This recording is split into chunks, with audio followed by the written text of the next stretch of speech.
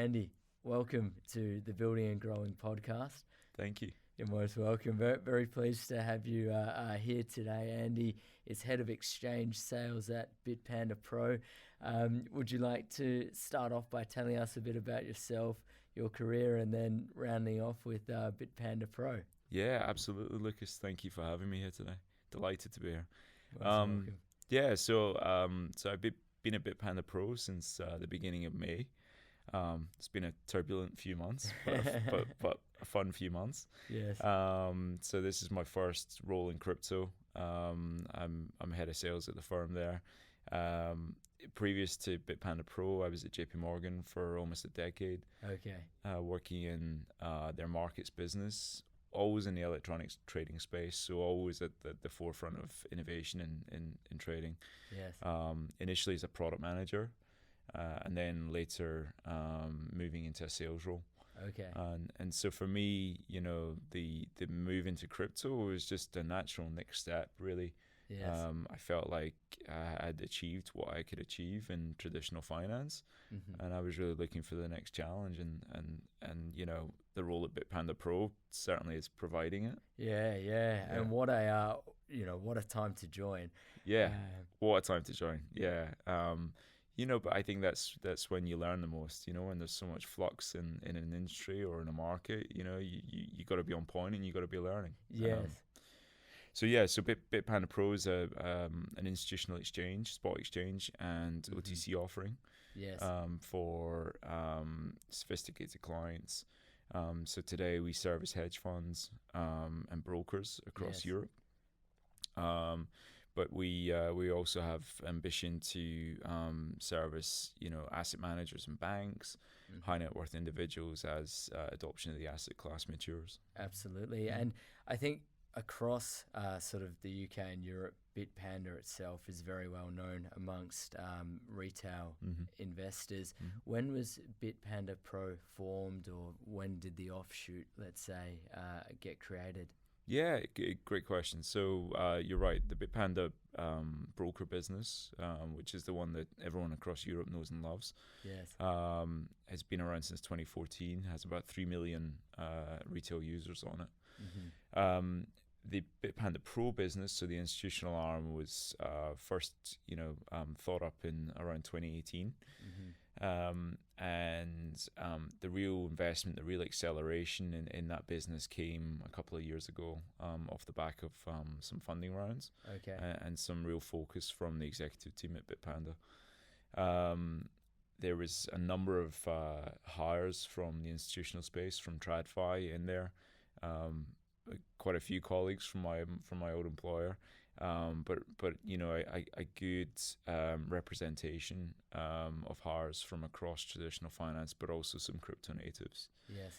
And 2022 has been a year of product development, corporate development. So the Bitpanda Group actually acquired a custodian in February. Okay.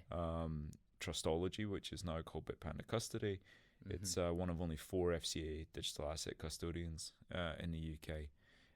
So alongside the developing spot exchange and an OTC desk, the Bitpanda Group now also has that trusted custodian for the institutional clients love. Okay, fantastic. And crypto's been around for a little while now. I remember back in 2017, 2018, when I was a director of one of British Airways' pension funds, had a few chats in the industry about a sort of ETF for crypto. And after the market collapsed back then, it died down. So the question that I'd like to get to is, what type of problems did institutions face when, let's say, purchasing crypto or finding a custodian that Bitpanda Pro is now solving? Yeah. So, there's a number of challenges for institutional investors to get into the crypto space. And I think the key for a platform like Bitpanda is to make it as frictionless as possible. Yes. In institutional investing, really one of the key requirements is mitigation of risk, whether that's market risk, credit risk, or indeed operational risk. Yes. So if you think through, some of those sequentially, market risk, what can we do to help clients mitigate that? We can provide them with deep liquidity. We can provide them with access to fast liquidity. We can provide them with access to esoteric products. Yes. And we do that through both an exchange offering, which has, a broad range of markets available, has deep European liquidity.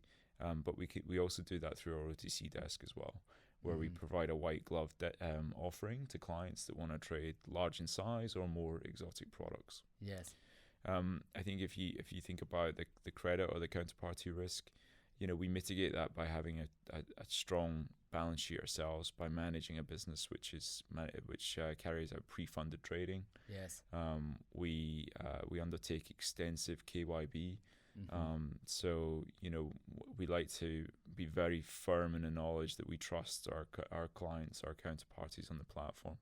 So there's very little exposure to any of the recent credit events that we all saw on the market. Yes. And then finally, in terms of operational risk, alongside the custodian that we have, it's really about having those bulletproof TradFi-like operational processes in place to protect the client's money from the point that the fiat or the crypto is on-ramped onto the platform to the point that the fiat or the crypto is off-ramped from the platform. We're here in London today filming the podcast, but geographically, what would your main focus be? We're very European focused. Yes. So we as a business have a VASP, or virtual asset service provider license in Italy. And we have a deep brand recognition in the DACH region, so Germany, Austria, Switzerland, which comes from obviously the parent company. But if I look at our client base, they are pan-European. We have clients who are brokers in the UK, in Holland. We have clients who are hedge funds in Italy. Yes. We have high net worth individuals who are maybe more located in the DACH region. But at its core, we are a European business. Okay, fantastic. And this year, you alluded to the moment when you joined Bitpanda in May, bit of a volatile time in the market. People have badged it many things, crypto winter, and many others. But how did Bitpanda Pro sort of manage during that time period? How did you see the market evolve since then? Yeah.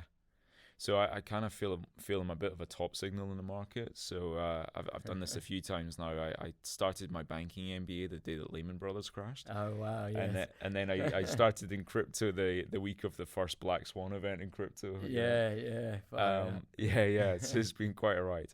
No, I think that it's been a really interesting period working with institutional clients, because valuations of tokens have got to a point now where it makes sense for institutional clients to start looking at the asset class. And the reg environment is now at a point where, with MiCA in Europe, with Loomis Gillibrand in the US, that there is some regulatory certainty which institutional investors are looking for them to really consider making a move into the space. So whilst unfortunately it's been a very painful bear market or crypto winter for a number of businesses, a number of individual investors.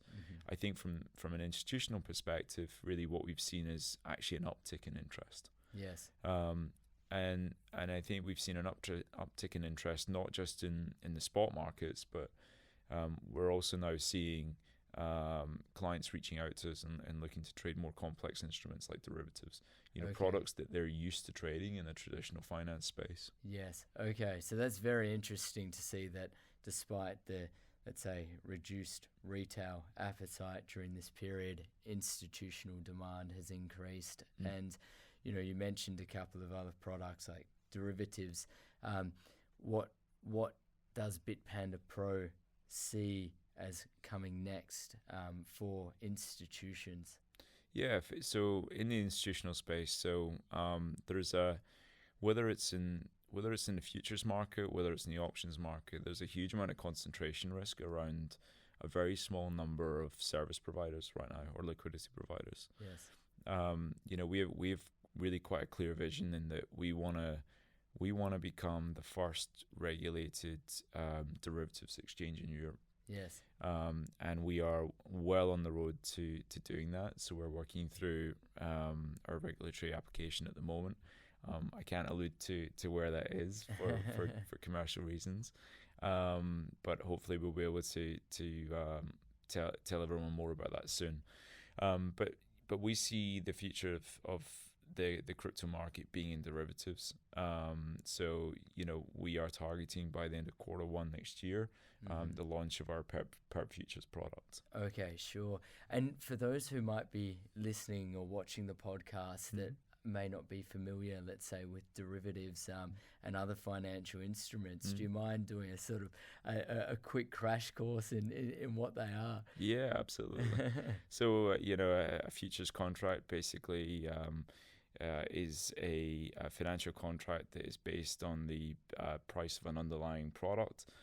So you're effectively betting on the future price level of the asset class that you're investing in. Yes. An option is an option to buy or sell a product at a future date at a pre-agreed price. So then again, you're betting on the future performance of that product. I think that's probably the simplest way of describing that. If I take an example of, let's say, an industry like shipping or airline fuel,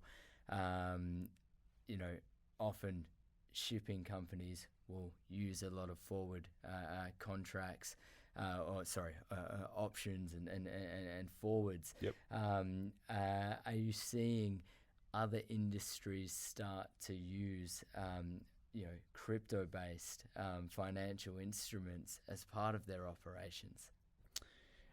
It's interesting because I think there you're kind of looking at, well, is there a corporate market for the derivatives yet? We're not seeing it, but perhaps that's not because we're not at the point of proactively marketing the product yet. Yes. But what we certainly are seeing is a number of hedge funds now actively participating in those derivative markets, either as a speculation tool or as a hedge to some of the other the speculative trades that they're making. Yes. So absolutely, will we see that in the future? Definitely, and I think it probably comes from maybe some of the more practical applications of blockchain technologies and blockchain projects. There are a number of your example was around oil. There are a number of commodity blockchain projects, yes, which will provide exposure to underlying commodities, whether that's gold, corn, wheat, oil, and I'm sure that through exposure to those products, then we will see corporates using those hedging instruments. Yeah. Fantastic. And then more broadly in the professional services space, how are you seeing crypto-related professional services develop and emerge to, say, service those institutions or high net worth individuals that you're dealing with in the crypto space? I think maybe we could expand professional services and ancillary services, and it's something that I feel like I'm talking about on almost a daily basis at the moment. So we saw this, and we have seen it, and we still see it in the traditional finance space. It feels like 90% of the vendors and 90% of everyone's effort and energy is spent talking about the trade, the execution, whereas there is so much that goes on pre-trade and post-trade that is just lost, to the winds. And really what you find is either you have poor solutions pre-trade and post-trade, or you have one solution where you have an incredibly strong incumbent, which inevitably leads over time to a poor solution. So, I think that we're at a very early point in the maturity curve in crypto. Yes.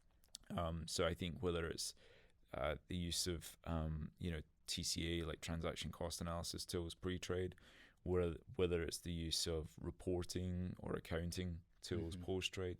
Yes. I'm still not seeing the same level of innovation in the market that I see at the point of trade. Okay. There are many hundreds of liquidity providers out there fighting for that client trade. Yeah. But very little on the shoulder of it. Yeah, absolutely. And certainly, one of my clients is a crypto accountant, and, we're seeing in the industry that accountants still don't necessarily want to go near cryptocurrencies. Yep. There is a lot which has been done for, let's say, self-serving individuals that have made, let's say, 500 crypto transactions in a year. Yep. They can calculate their tax. Yep. But as you enter more of the, let's say, crypto native projects mid-market and, move up to just below the enterprise level, or even in the enterprise level, there's not necessarily a lot of service providers out there that do it. At least from what I've seen at the institutional level, they might be able to build their own infrastructure and get by, but at least in that industry, there still seems to be quite a large gap in the market. Absolutely, and I think one of the reasons for that is probably the lack of coherence yet of international rules. Yes. So whether that is accounting rules or whether that is regulation around crypto, yes. I think that uncertainty means that it's very difficult to build solutions and businesses to then support the industry. When you're speaking with different institutions and more traditional, let's say, institutions, what do you find are the main reasons that they're now entering into the crypto space? I maybe start with the reasons they're not. Okay, yeah. And then we could come to the reasons that they are or they want to. So I think it boils down to why they're not is likely to be three things. So the first is, does the institution have a firm enough understanding or level of comfort with the regulatory environment surrounding crypto? Right? And it is very difficult if you are in an asset manager business, yes. And you have a fiduciary duty, to make sure that you are doing the right thing on behalf of the client investor. I think that the second piece here is, do you actually have the investment mandate, right? So has the end investor actually said, yes, I want you to go and trade crypto? Yes. And then the third piece here really is, and it comes back to my point about friction, is that do you have the capability to actually engage in the crypto trade lifecycle? Back to the points of, can I run analytics to make sure I know where I'm going to get the best possible price for my client, right? Yes. Can I execute that trade in a liquid way, in a safe way? And then can I ensure, safe settlement and custody of that? Can I report off the back of that, right? So those are the considerations of why they're not getting into it. Okay. I think then if you think about why, if you solve all of those things, and maybe depending on the client type, you don't have to solve the one or more of those. It's an incredibly exciting asset class to invest into. Whether you're trading for vol, whether you're trading for long-term capital appreciation. Yes. Whether you are investing from the perspective of ancillary projects, are you creating NFTs? Are you building blockchain projects around a more specific real world use case? Diving into those sort of real world use cases, where do you see crypto, let's say, being adopted first, in the developed world or the developing world? Because we had, let's say, El Salvador with the whole crypto project that they had there. I remember back in sort of 2017, one of the key use cases that I saw was Venezuelan friends were remitting money back home through cryptocurrency, whereas in the developed markets, there might be a news article or two about a house being purchased with Bitcoin or with Ethereum. Where do you see the traction taking off more and then sticking? It's a great question. So I don't necessarily think in terms of region there will be a winner and a loser. I think, or in terms of developed market versus emerging market, there'll be a winner and a loser. I think the types of adoption and the pace of adoption within certain segments of society or certain institutions or individuals will vary massively. Yes. I think that's a great example about friends in Venezuela. I think you said Yes. Yeah. remitting cash. I think in the emerging market, there is a huge demand for access to crypto. For individuals who are unbanked. Yes. They don't have access to mainstream banking services. Yeah. So in those environments, crypto is an ideal product to provide access to services that we all know and love in the developed market and take for granted. Yes. I think if you look at the developed world, I think there is an incumbent financial infrastructure, whether that is just for day-to-day services or whether that is for investing. Yes. Okay, so there's a lot of capital already tied up in that existing infrastructure.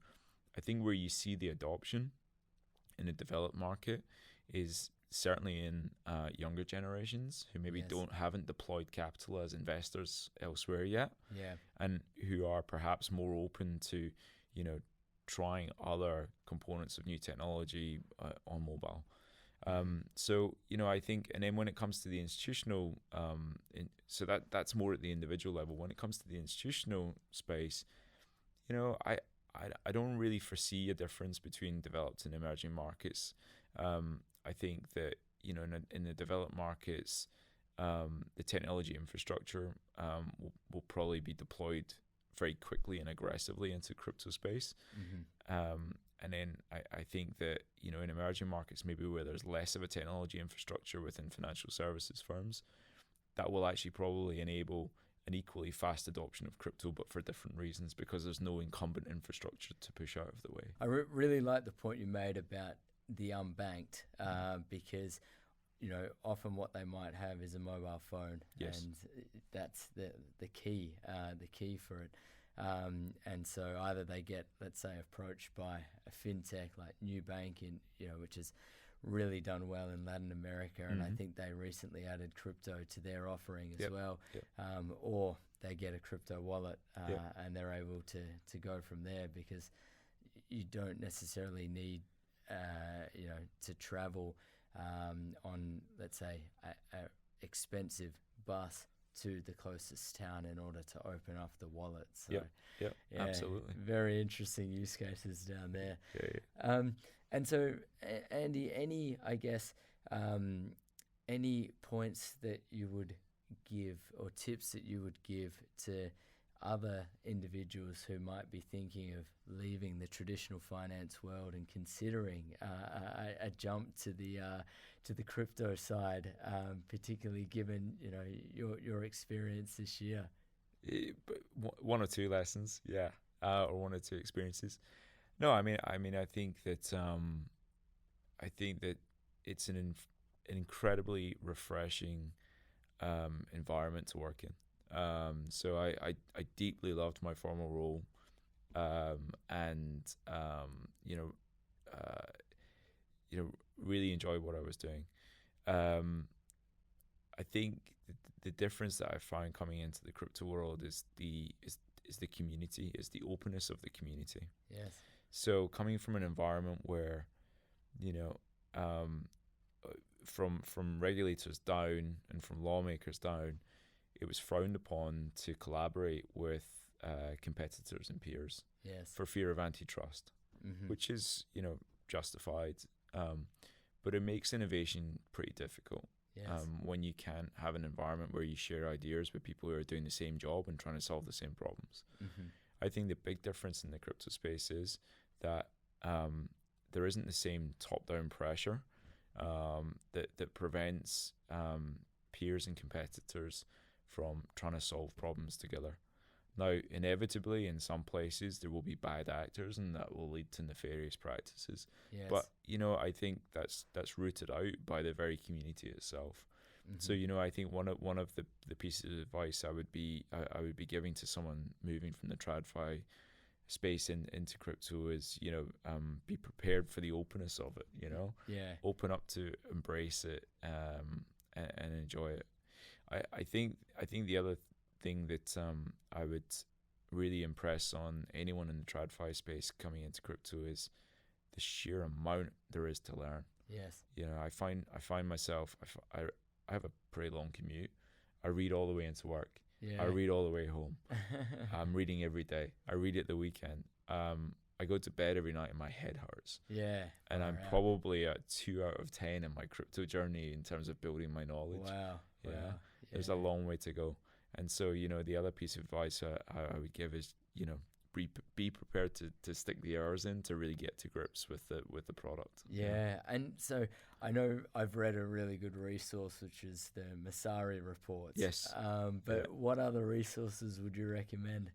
Yeah, I mean, I try to vary it. So, I mean, one of the best resources really is back to my point about the community. You know, no one. I actually don't think I've had a single person refuse a meeting request since I've started. Yeah. Okay.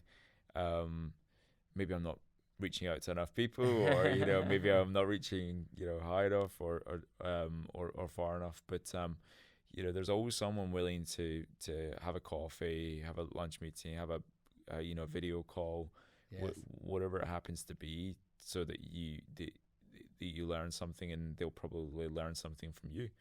Mm-hmm. I think in terms of more less people resource and more like virtual or and offline resources, there's a ton of podcasts out there that I use. Like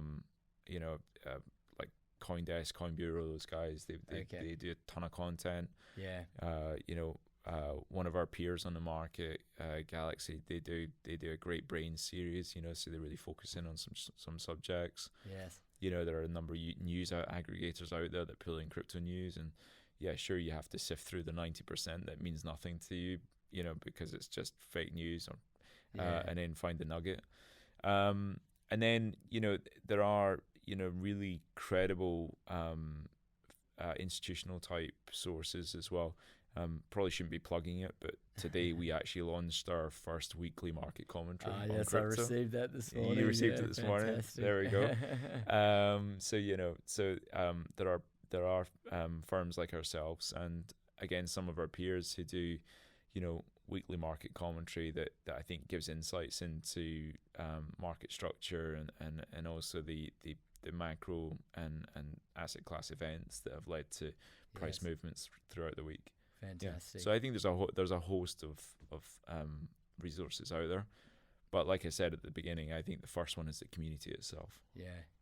Everyone is very approachable. Yeah. I know certainly that's how I got more involved in it, was because a few of my peers and other people on the periphery were getting involved in crypto native projects, and they were able to share their views with me, and it went from there. So it's great. It's a breath of fresh air. In terms of the different types of personas that you have in the institutional space, from asset managers to high net worth individuals, family offices, what types of personas should approach you, and what are the key topics that you'd like to discuss with them?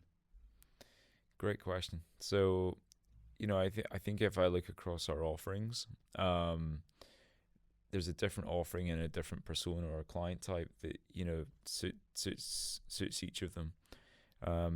We're seeing a number of high net worth individuals leveraging our OTC desk as a white label service. Yes. We can provide NFT concierge. We can provide access to more complex products, and we can provide a very simple trading solution for someone who doesn't want to actually do the trading themselves. Yes. I think at the same time, continuing down the theme of our OTC desk, we are seeing interest from corporates who, for example, are gathering large ETH positions through NFT projects, Yes. and who want to use that desk as, they're not sophisticated traders, but they do have that position, right? Yes. And they want to off ramp that ETH, and they want to take back fiat for that. Yes. I think then if you look across into our hedge fund client community, they want access to our exchange liquidity via API. They want low latency, they want tight pricing, Yes. and they want deep liquidity. I think that client segment also values the commentary and coverage that we can give them as a sales organization too. So giving insights into what's happened in the market overnight. Our view of like the numbers on the day. We're not giving investment advice, but we are giving a commentary and view of what we're seeing across the market. I think if you look at our retail broker client base, again, they want access to the platform via API. They want stability. They want uptime. They want to always be there for their retail clients. Yes. And they want breadth of asset class as well, or breadth of token. So we have 70 odd traded pairs on the platform. Yes. And they value being able to give that access to their end clients. I think when it comes to the asset manager community, we're actually trying to figure out what they will want, because they're not quite there yet. Yes. Okay. So, from my perspective, I really see, and I think we've already talked about this, but I really see being able to provide them with a frictionless access to crypto is the way forward. So, for me, it's about, we have a really strong view at Bitpanda Pro about forming strategic partnerships with existing or incumbent providers in the TradFi space. Yes. And that's a big focus for us at the moment, because in doing so, you remove the pain of most of the adoption for them. It's a case of switching on an asset class rather than integrating a new system. Well, in fact, before you integrate a new system, doing an RFP, deciding on the winner, putting it through all of the infosec checks, Yes. getting it onboarded, integrating it, doing a test trade, or running the reporting for the first time. You're talking a 6-12 month process that involves a lot of resources. So anything you can do to speed that up and make it easier for adoption, the better. Fantastic. And I think that covers a broad amount of personas and particularly the very wide breadth of products that Bitpanda Pro offers. Look, Andy, any sort of closing remarks from your side? Yeah, I mean, my crypto journey is 5 months long. Yes. But it's been an amazing ride so far, and I'm hoping, selfishly, it's going to lead to a long career in this market. Yes. But I really do believe in the future of the asset class. So I think whether it's blockchain projects that are solving real world problems, Yes. through to using crypto as either speculative or investment products. Yes. For financial institutions, I think crypto is here to stay. Yeah. And I think I really hope that the regulatory framework, both in Europe, the UK, the US, and in various Asian jurisdictions beds down quickly, because I think the more certainty that's provided for financial institutions in those regions, in those jurisdictions, the better. And everyone can focus on doing their job, and hopefully being financially successful in trading crypto versus worrying about anything else. That's kind of what I think. Fantastic. And look, thanks so much for giving us such an insight into the institutional space, because normally, there's a lot of talk about what goes on in the retail world, but not enough talk about the institutions that power that experience for everyone else. So thank you very much for joining us today. Thank you, Lucas.